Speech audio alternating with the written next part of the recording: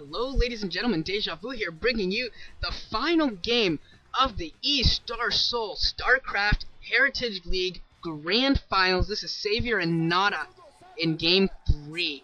The decisive Game 3 is going to be played on Neo Medusa between these two players who definitely have a rich history against each other. Savior taking down Nada in an, I believe it was an MSL, and Nada taking down Savior in the Masters League 2 years ago. Those leagues occurred in back-to-back months, each player taking a series win off of the other. And this is the latest series between these two. This is the most recent. This is the next series. 2-year gap there, actually, between when these two players played a series. And I, for one, believe it has been way too long.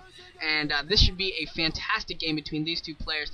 This is going to be Savior's chance to start his comeback, to say that, as he said, he will destroy everyone in 2009. Will he get to begin his destruction against Nada, or will Nada put Savior down yet again?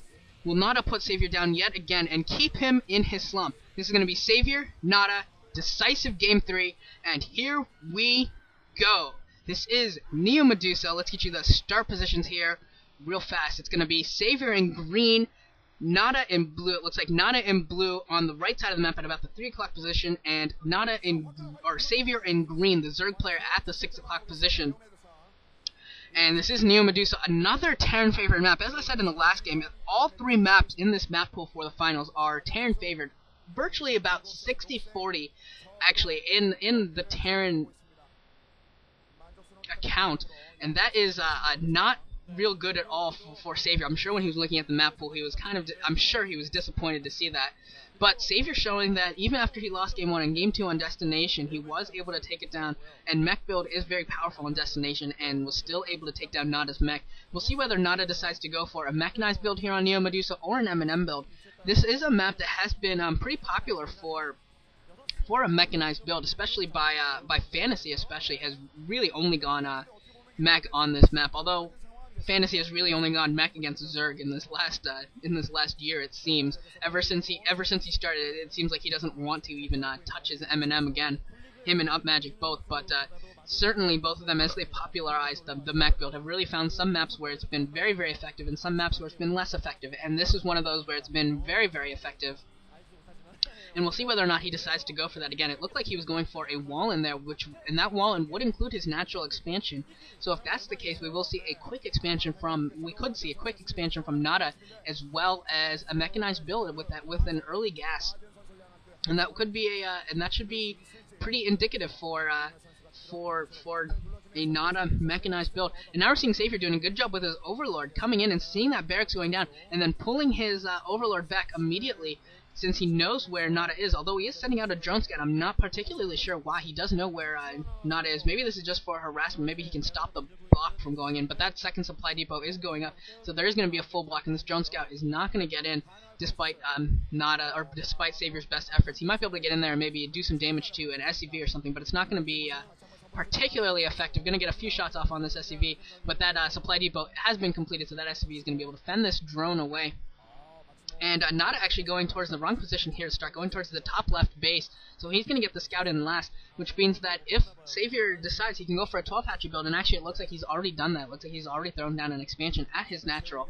And we'll see whether or not he actually goes for a 3rd hatchery as well. It looks like he's going for a spawning pool inside of his base, along with that 12 hatch. But he could conceivably go for a 3 hatch build and take the natural behind his base, and expand that way and go to a 3 hatch Mutalist or something along those lines. And we are seeing the 3rd hatchery go down right now. And yeah, we'll see what kind of build he goes for, whether this is going to be, I'm sure it will be some sort of a tech-heavy build, as he will get his second gas up early, along with Nada will get his second gas up early as well. And we'll see what kind of tech he goes for, whether he goes for Mutalist first, or if this will be a Hydros build to start, or there are several other options for Savior. And Nada throwing down his command center along with his refiner as well, and producing a few Marines here just in case to fend off any sort of an early rush that Savior did. Since he was unable to get a scout, he had to produce some Marines just in order to just for security's sake. Finally getting the scout in here, Nada is going to start looking around, going to see that the 3rd hatchery was also placed, so he knows what kind of strategy that Savior's playing for. Knows that Savior's going for a longer term strategy, and will be able to adjust his strategy accordingly, and actually throwing down a second barrack. So it looks like he's going to be going for an M&M build here, actually. Not going to go for a mechanized Goliath build, as his mech did lose to Savior, so he's probably a little bit disappointed in his mech play. And especially in that second game, he was unable to really fend off Savior's Hydralisk, Mutalisk push when it occurred. The first time he had enough mines, and that was able to hold off. But the second time, he didn't have any mines inside of his own base, and that really stopped him from holding his natural expansion. Once his natural expansion fell, that was GG. And now we're seeing a couple Zerglings chasing this SCV around, trying to take it down, but not doing a good job of keeping it alive and keeping up with his multitask, and able to just keep it alive. 2 Zerglings is just not going to be it's not going to be enough unless Savior spends a decent amount of his APM percentage in order to go and actually try and pincer it or something along those lines, but it's going to be difficult for him with only 2 Zerglings to really do that. And now we're seeing Nada's first-person point of view as he occasionally see how often he really goes to micro his SCV around. It is kind of cool to see how often they go back to that scouting SCV and how they do their scouting patterns. It is kind of cool to see how they do it and just try and learn from it.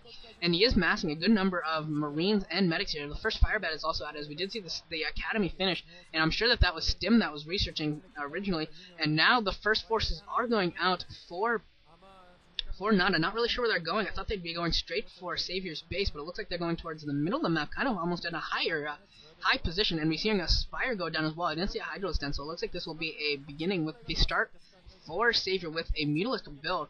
So, but that Spire is not up yet, and we're seeing Savior throw down 3 Sunken Colonies. 3 Sunken Colonies should be enough to hold this off. Only about 6 Marines at a Fire Bat along with a Medic, 7 Marines actually, and 3 Sunken Colonies should be enough to hold that off.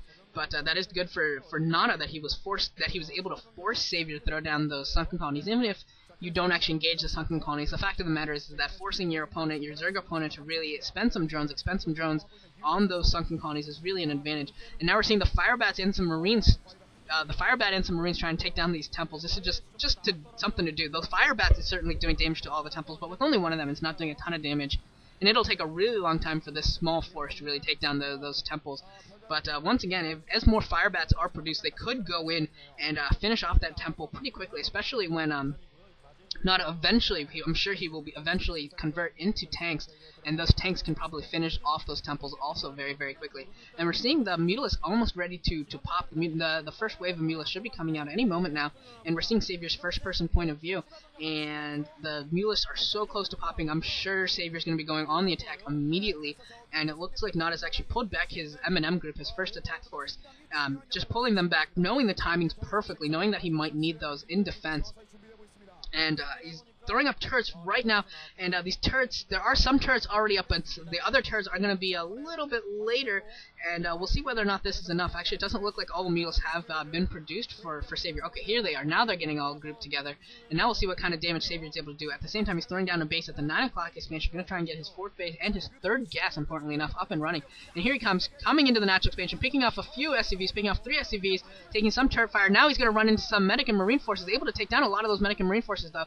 And now he's moving into the main mineral line, going to do some more damage, taking down some more SCVs, taking a lot of shots from these turrets, though, taking a lot of shots, losing 1 Mutalisk to those turrets. And that was a lot of turret shots being in on those Mutalisks, able to do some damage, but not a ton. Some more Mutalisks being produced. We're going to see some more heavy Mutalisk harassment here, and he needs to also make sure that he keeps the Marine count low for Nada.